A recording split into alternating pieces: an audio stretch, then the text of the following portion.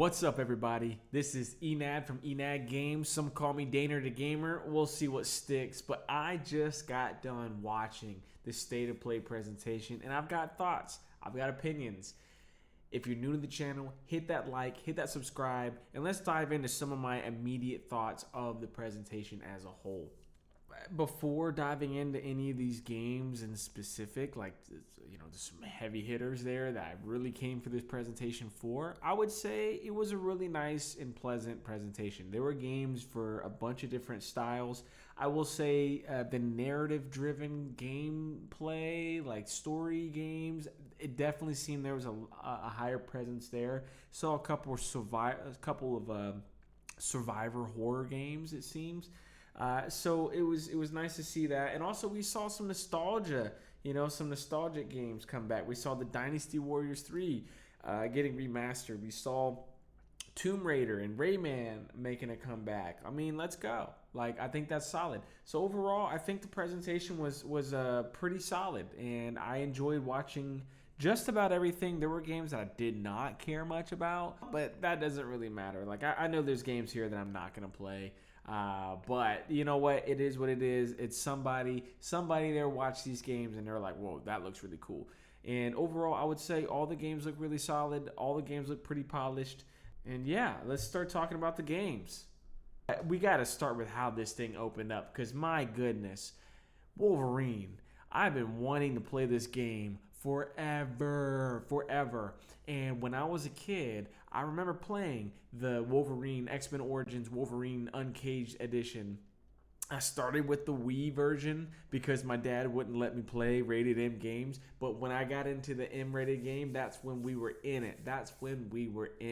We were slashing, we were gashing, we were picking people up and sticking them on a stick on the wall. We're impaling them, making them art decor. I mean, rib cages were exposed, and then we watched Wolverine heal afterwards. All the costumes. I mean, just so much in that game when I was a kid. And I had a lot of questions coming into this, wondering what this game would look like.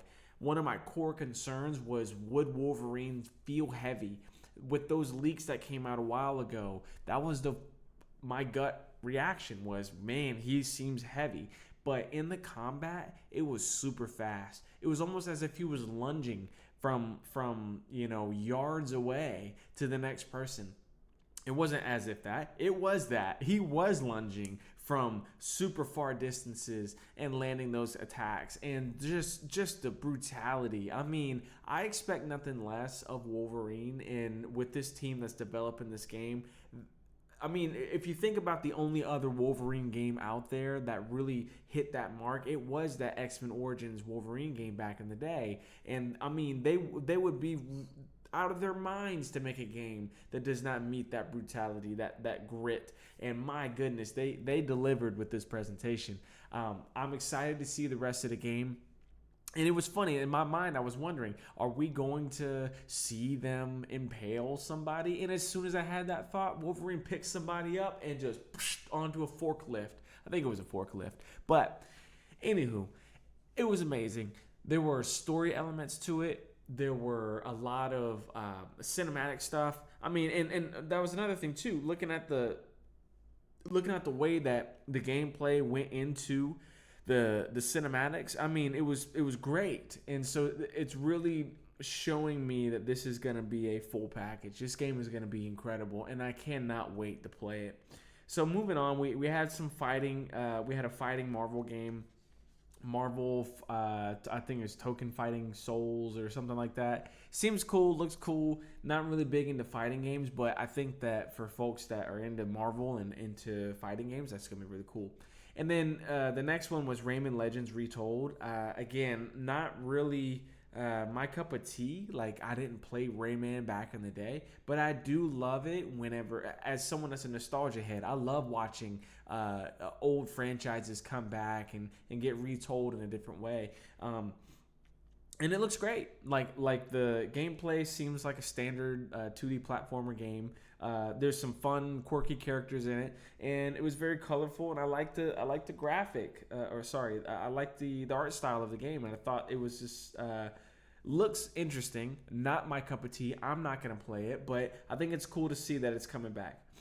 Then, talking about interesting, there's this game, Bancho the Chef. I have zero context. I don't know what to expect with this game. We're making sushi. We're cooking octopus. Octopuses. We're cooking fish. We are fishing. We are cleaning dishes. I mean, just, yeah. Moving on, we had this game, Kemuri. That's how I'm going to pronounce it. I don't know how it's actually pronounced, but Kemuri. It's a 3-player co-op, or it can be. You have different classes. To be honest, when I was watching this, it was a big vibe to me. Like, I thought that it was kind of like, to me, for some reason, I was thinking about Darksiders. I was thinking Darksiders or Infamous. I was thinking those along those lines. But different classes. You could be a hunter, a bow hunter, a shaman. And again, you could play with your friends, online co-op. Super cool, looks fun. I'm interested in that, but I did have some questions. Like, I have zero idea what's going on, but it looks quirky. It looks like it has a lot of personality, and I really want to dive into that and check it out. Following up, there's Tomb Raider. Tomb Raider's coming back with Legacy of Atlantis. I'm not really big on Tomb Raider. I played a little bit of the reboots when they were on the Xbox One, but not really my thing. Then we had a couple other games that came through. The Lost Wild, it looks like a first-person survivor game, and like dinosaurs are around and attacking. So, Phantom Blade, I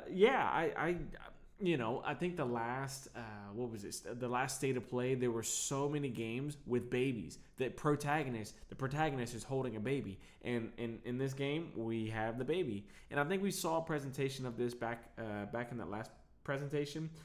Game looks sick. I don't know what else to say. That game looks sick. Dune Awakening, open world, co-op.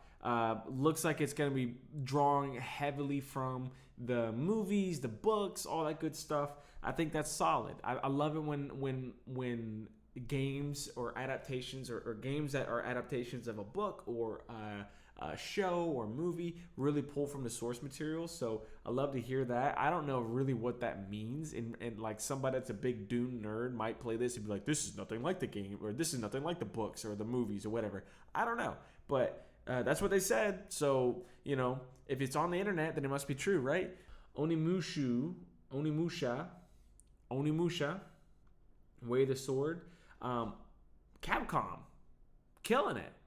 Killing it. This year we had Resident Evil 9, we had Pragmata, and then now we have more details about this game. To me, it gives... I didn't play any of the other games.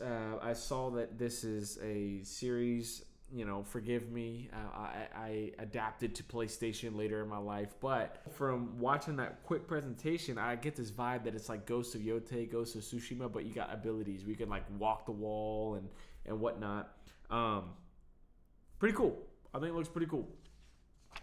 All right, moving on. Silent Hill horror game looks really frightening, but this looks very interesting. So I'm excited to see if there's more action. I don't know. I've never played a Silent Hill game, but I'm curious to see if there's more action involved, or if it's just strictly like, hey, we need to maneuver, we need to get around the zombies or the monsters that are coming after us. So, and then, as I mentioned, there's games in this presentation I'll probably never play.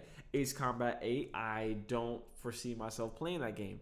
Does it look cool? Yeah. Does it look pretty? Absolutely. I think it's going to look gorgeous on a PlayStation Pro on a nice TV, but definitely not going to be something that I play.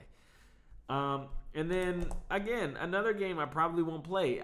When I was watching this part of the presentation about Stuntman Hollywood, I had no idea what I was watching. It was moving from genre to genre to genre, and it was a car just whipping around the city, and then it was whipping around a big bus with weapons on it, and kind of like Death Race, that movie Death Race, and then the Back to the Future car comes into play.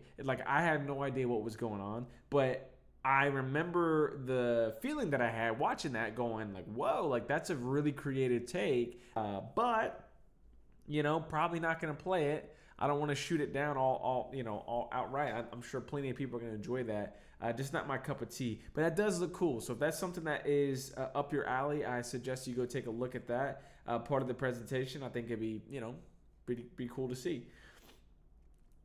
Now, going into other games that are interesting to me, zombies. I couldn't tell if they look like zombies to me. Is it a survivor game? It looks like there's some narrative to it. There's a part in the presentation where the dude punches a zombie baby in the face. Like, wow. Like, not condoning it, but like, I mean, that baby must have had it coming. And I remember watching this feeling like, yo, this is genuinely creepy. Like, this game is genuinely creepy. So I'm excited to see what this is. This game is on my radar. I think that's going to be pretty sick. So, yeah. Moving on. Control Resonant. I don't have much to say about that. Looks like it's in a city. Another narrative based game.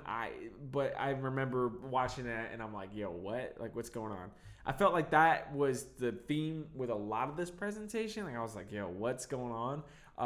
But I think that's good. Like, it hooks people. It makes you interested. You want to know more. Marathon Nightfall Season 2. Yeah, that's coming. So if you haven't played Marathon, there you go. I think they're gonna do something. They said something about making it free or opening access to people that haven't played. Just same Marathon. I don't really play Marathon, but I remember watching this being like, thinking this is very much like Halo, just because Bungie is behind it. But first-person shooter. Check it out if you're interested. And then they went over some titles for PlayStation Plus and Classics. So we had RuneScape, Dragon Wilds. For Classics, we had Gitaru Man. We had Psyops and Onimusha, Dawn of Dreams. That's coming to the Classics catalog. And then after that, we had a video of Until Dawn 2. I had no idea what was going on. I figured it might have been a horror or something, a horror themed game. And this guy goes in the woods and gets completely chopped in half. I was taken aback at that. That was pretty jarring, pretty jarring. And lastly, but not least, my goodness, God of War. I think it's Lafay. I'm curious how to pronounce that. Don't skewer me over that. But we're going back. We are stepping back into the world of God of War, and it looks like the story is going to be after Faye's death, and we are in this realm that is between afterlife, or it is like the afterlife of the gods. It's like a gateway. I don't know. I'm still trying to piece that together. I was still shocked that we were playing as Faye. I knew that this game was rumored. But yeah, no, I'm excited about this. Absolutely. There were elements that I'm like, is this an Egyptian god? Like, what's going on with these figures that are in this presentation, like this video? I didn't know if they were Egyptian gods or what. But I did think that this overall, while I was skeptical at first of the idea of playing as Faye, watching the gameplay and kind of getting a clue in on the story, I'm in. I'm sold. I want to know more about the sword. I want to know about this cube and that little cute animal that was helping Faye at the beginning. I want to know more about all of this, and I want to know about these gods that we're fighting. Like, who are these people? Where do they come from? Why are they so powerful? And what's going on with Faye's abilities? I want to know about all of this. So they did exactly what they needed to do, in my eyes, to get me hooked on playing as Faye, because wow. Now, granted, I'm not a tough sell. I'm over here, I say that, and while at the same time in this video, I'm sitting here crapping on all these other games. But I will say, I was skeptical of playing as Faye, and now watching that and just kind of seeing this world that they're building, I am in it. The combat was sick too. We were fighting in the air. We were doing some Kratos-esque abilities with the ribbons on the sword. The sword ribbons have some dialogue. The cube has some dialogue. People seem to know the history of this sword that Faye does not know. I'm in. I am in, absolutely 100% in. Can't wait for this game to drop. I will be pre-ordering it. I will be playing it day one. Period. Period. No questions asked. Overall, my impressions of the presentation, I thought this whole thing was great. There were a lot of games, varied games for different play styles. Definitely heavy on the narrative games, which is cool. I love a good story game. And yeah, the one thing that I'm curious about is that Naughty Dog game did not show up. I don't know what's going on with that, but with all these other games, with this God of War game coming and the Wolverine game, I mean, we're good. We're good. Let them cook that a little bit longer. Let that stay in the oven a little bit longer before it's ready to dive into that ill game that popped out. That was very interesting to me. I'm very, very intrigued about that. And yeah, these other games look cool, like Phantom Blade. I want to know in what context are we swaddling a baby on our back and then slicing monsters up, and why are we doing that? I gotta know, right? And yeah, I mean, there's these other games I already shared my opinions on. I'm not going to go back and run it back on those. But overall, I will give this presentation an 8 out of a 10, 8.5, leaning on a 9, but I'd say 8.5. I'm going to stick that presentation right there at an 8.5. I thought it was great. I would have paid tickets to go to a Alamo Draft House. I would have watched it there. I was just too lazy to do it. But anywho, there are my thoughts. There's my reaction to this presentation. What did y'all think? Let me know in the comments down below. Hit that like, hit that subscribe, and I will see you on the next one. Peace. In Games.